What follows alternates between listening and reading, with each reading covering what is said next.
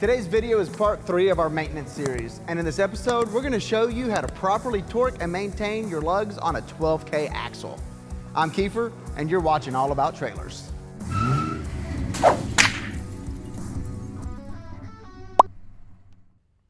In the shop today, we have a Texas Pride trailer. This has 12K wheelbarrow axles on it. If you have a Texas Pride trailer, you may have the same exact axles.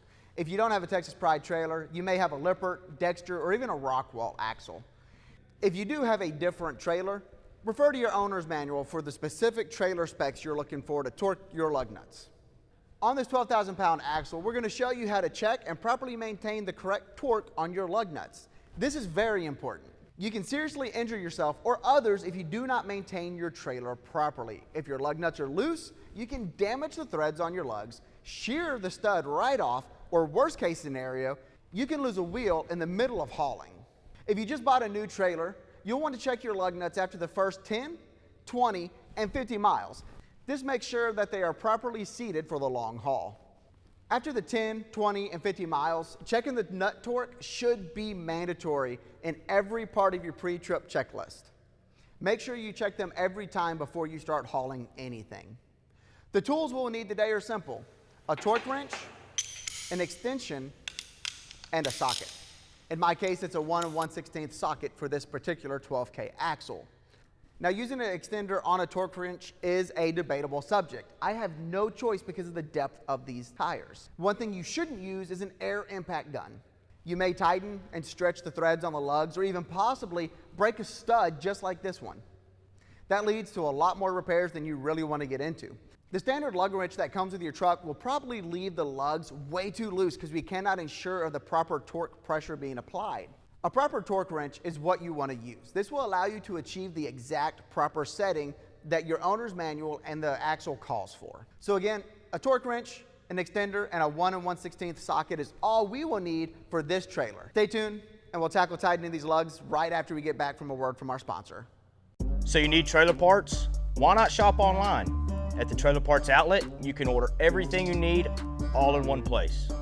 Axles, kits, plans, tires, towing gear, and more. Whether you're a wholesale distributor or maintaining your own rig, they've got what you need to get you back on the road fast.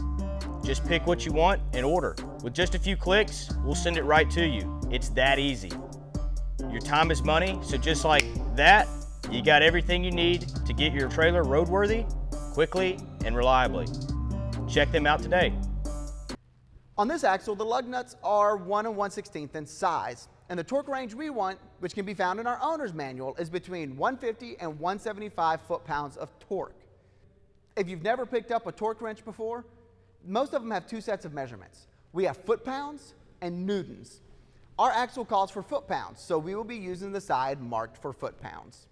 Now that we know how to read the torque wrench, now it's important to look at the pattern in our owner's manual. Depending on how many studs we have will depend on the pattern that we tighten the nuts in. In our case, this is our pattern. This is what we will go by to tighten our lug nuts. If you don't have a diagram or instructions available, most people will start at 12 o'clock, skip 2, tighten that third one, skip 2 again, tighten until we go all the way around and every one of them is tightened. So now we set the torque wrench between 150 to 170 foot-pounds of torque, and then tighten the first lug until it clicks. The click lets you know that you've hit the setting you need. Now we move on to the next lug in the pattern. Again, we tighten until the wrench clicks. We're good to go on that one. Now we do the third, the fourth, and so on until we are done. Once you go around the complete tire, and then you move on to the next 3 tires, time to put up the tools. We're done, and we're ready to start hauling again. With the right tools and knowledge, important maintenance is easy.